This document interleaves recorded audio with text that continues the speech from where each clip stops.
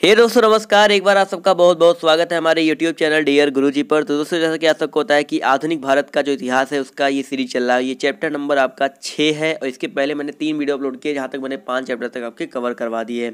और यहाँ पर आज मैं आधुनिक भारत में शिक्षा और प्रेस का विकास ये जो चैप्टर है ये कवर करवाने वाला हूँ। और यहाँ के जो भी इंपॉर्टेंट क्वेश्चन हो सकते हैं आपको ये मैं यहाँ पर प्रोवाइड कराऊंगा। तो अगर आपने अभी तक हमारे चैनल को सब्सक्राइब नहीं किया है तो चैनल को सब्सक्राइब कर लें और मेक श्योर कि वो जो बेल आइकन है उसको दबा दें जिससे आपको नोटिफिकेशन मिल जाए, जिससे आपको नोटिफिकेशन का दिक्कत ना हो। तो चलिए स्टार्ट करते हैं आज के पहले क्वेश्चन से। तो पहला क्वेश्चन दोस्तों आपका यहाँ पर कह रहा है कि भारत का पहला समाचार पत्र कौन सा था। तो दोस्तों भारत का जो पहला समाचार पत्र था वो आपका कौन सा, वो बेसिकली आपका था द बंगाल गजट। जी हाँ दोस्तों, यहाँ पर ऑप्शन जो ए है वो बिल्कुल करेक्ट हो जाएगा।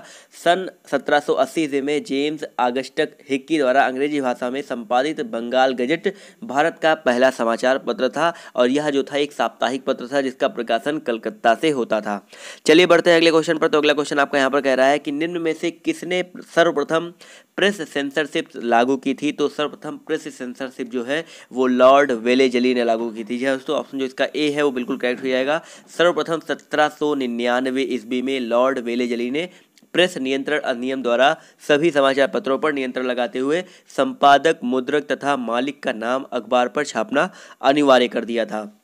चलिए बढ़ते हैं क्वेश्चन नंबर 3 पर। तो आपसे यहाँ पर कह रहा है कि 1878 ईस्वी का वर्नाक्युलर प्रेस एक्ट किसने रद्द किया था। तो दोस्तों 1878 ईस्वी का जो ये वर्नाक्युलर प्रेस एक्ट था इसको रद्द किया था लॉर्ड रिपन ने। जी हाँ दोस्तों, ऑप्शन नंबर इसका जो ए है वो बिल्कुल करेक्ट हो जाएगा।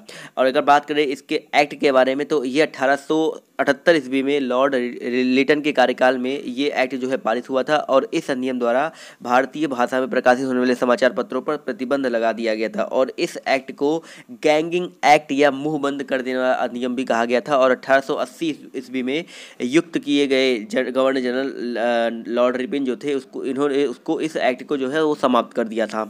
चलिए आते हैं क्वेश्चन नंबर 4 की तरफ। तो आपसे यहाँ पर कह रहा है कि फारसी साप्ताहिक मिरात उल अखबार किसने प्रकाशित किया। तो दोस्तों फारसी साप्ताहिक मिराल उल अखबार जो है ये राजा राम मोहन राय द्वारा प्रकाशित किया गया था। तो ऑप्शन नंबर इसका जो बी है वो बिल्कुल करेक्ट हो जाएगा।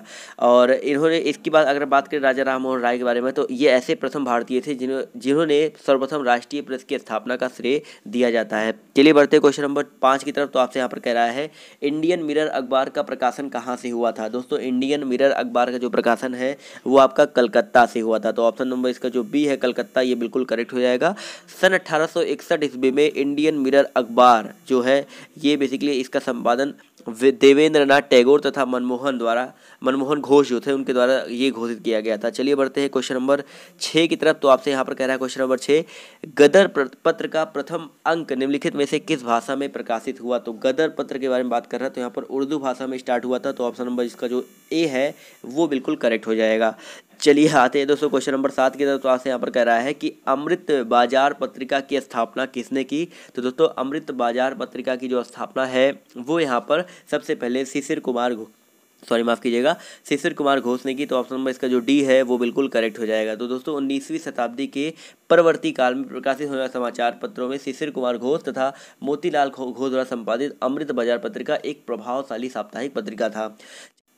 क्वेश्चन नंबर 8 दोस्तों आपसे कह रहा है कि बाल गंगाधर तिलक ने भारतीय स्वतंत्रता संग्राम के उद्देश्य से कौन सा समाचार पत्र प्रारंभ किया था। तो यहाँ पर ऑप्शन जो बी है यानी कि बाल केसरी जो है वो बिल्कुल करेक्ट हो जाएगा। तो ऑप्शन बी पे हम लोग टिक कर देंगे।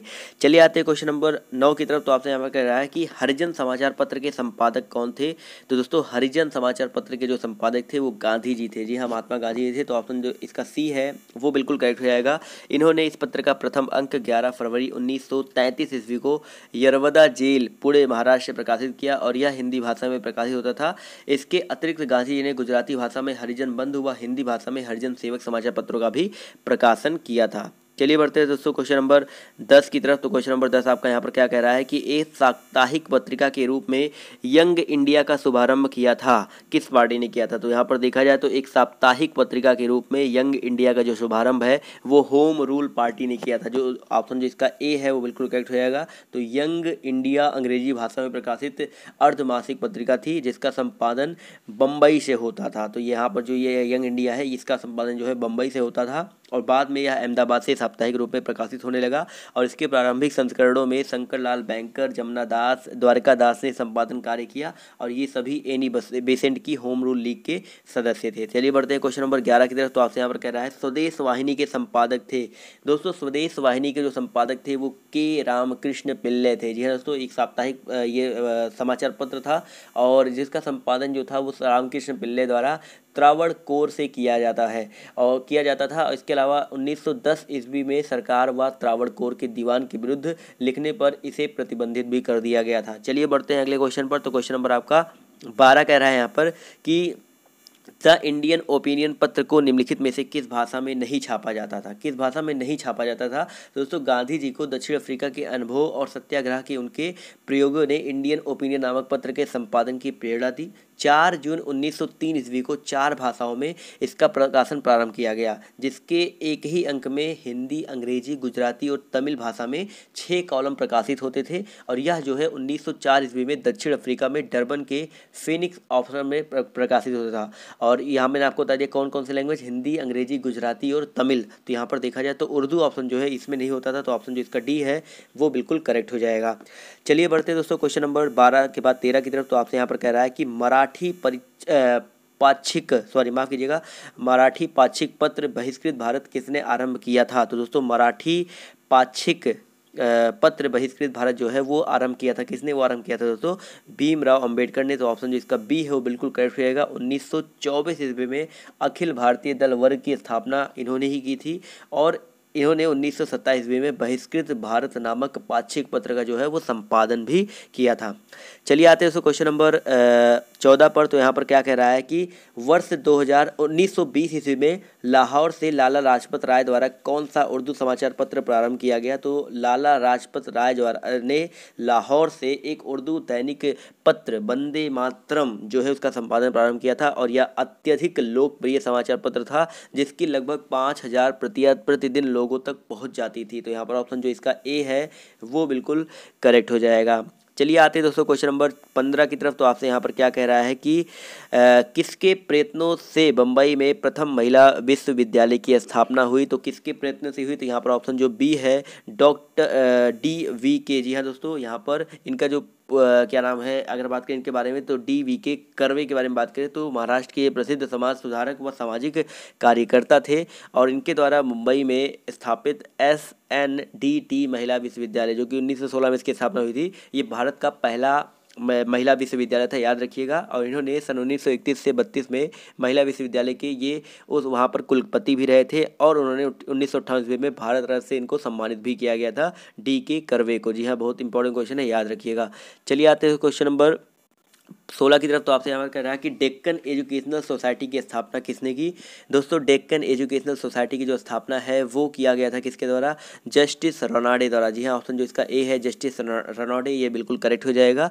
डेक्कन एजुकेशनल सोसाइटी की स्थापना 1880 ईस्वी में विष्णु शास्त्री चिपळूणकर और बाल गंगाधर तिलक ने न्यू इंग्लिश स्कूल पुणे के साथ प्रारंभ की थी और इसका गठन जो है वो आपका 1884 ईस्वी में औपचारिक रूप से हुआ और इस संस्था के संस्थापक जो थे उनमें सर्वप्रमुख न्यायमूर्ति गोविंद रनाडे थे और इनका जो मुख्यालय था वो मुंबई में था। चलिए आते हैं उसको क्वेश्चन नंबर 17 की तरफ। तो आपको यहाँ पर सूची 1 से सूची 2 को मिलाना है, तो चलिए देखते हैं।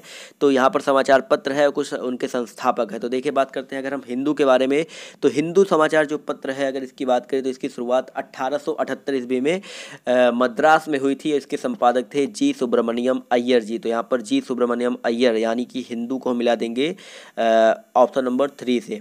उसके बाद कह रहा है सुधारक पत्र की बात करें तो ये जो है इसका संपादक जो थे वो गोपाल कृष्ण गोखले थे। तो यहाँ पर ऑप्शन नंबर जो गोपाल कृष्ण गोखले यानी कि ऑप्शन जो इसका 2 है वो मिल जाएगा। इसके अलावा वॉइस ऑफ इंडिया, देखिए बहुत इंपॉर्टेंट है, वॉइस ऑफ इंडिया जो है इसके जो संपादक थे वो दादा नेहरू भाई जी थे। जी हाँ, ऑप्शन नंबर इसका जो फर्स्ट है इससे मिल जाएगा। इसके बाद आपका बचा बंगाली, तो बंगाली जो है बेसिकली SN बनर्जी द्वारा ये प्रकाशित होता था अंग्रेजी में बेसिकली। तो यहाँ पर ऑप्शन नंबर जो फर्स्ट है वो बिल्कुल करेक्ट हो जाएगा। तो यहाँ पर देखा जाए तो इसका जो कूट है वो हो जाना चाहिए कौन सा? 3214। तो ऑप्शन नंबर इसका जो 3214 ऑप्शन जो इसका डी है वो बिल्कुल करेक्ट हो जाएगा। चलिए आते हैं अगले क्वेश्चन पर। तो अगला क्वेश्चन यहाँ पर फिर से सूची मिलाना है। तो समाचार पत्र प्रारंभ करने वाले व्यक्ति, तो यहाँ पर बॉम्बे क्रॉनिकल जो है ये फिरोज शाह मेहता द्वारा प्रकाशित समाचार पत्र था, तो यहाँ पर फिरोज शाह मेहता से इनको मिला देंगे। इसके अलावा कॉमनवेल्थ जो है वो न्यू इंडिया और कॉमनवेल्थ दोनों की बात करना, तो ये दोनों के संपादक जो थे वो एनी बेसेंट थी, इन्होंने लॉन्च किया था, तो यहाँ पर कॉमनवेल्थ या न्यू इंडिया दोनों आ जाए तो एनी बेसेंट हो जाएगा। इसके अलावा मदन मोहन मालवीय जो था वो बेसिकली बात करें तो यहाँ पर लीडर जो है वो मदन मोहन मालवीय से मिला देंगे। और सर्च लाइट की बात करें तो ये सच्चिदानंद सिन्हा। तो यहाँ पर अगर देखा जाए तो ऑप्शन जो कौन सा सही होगा 3, 1 और फिर 2 है, फिर 4 है, 3, 1, 2, 4 ऑप्शन जो इसका सी है वो बिल्कुल करेक्ट हो जाएगा। चलिए आते हैं आज के आखिरी क्वेश्चन पर जो कि आपका होमवर्क होता है। तो कालिदास की प्रसिद्ध रचना अभिज्ञान शाकुंतलम का सर्वप्रथम अंग्रेजी में अनुवाद किसने किया था? तो इसका जवाब जो है आपको कॉमेंट करके देना है। तो आई होप दोस्तों आज का जो वीडियो है आपको पसंद आया होगा। अगर वीडियो पसंद आए तो वीडियो को लाइक कीजिएगा, शेयर कीजिएगा अपने दोस्तों के साथ, जिससे ज़्यादा से ज़्यादा लोग यहाँ पर जुड़ सकें। दोस्तों अभी इस वीडियो से इतना है। अभी के लिए बाय बाय, टेक केयर, जय हिंद, जय भारत। अभी के लिए बाय बाय।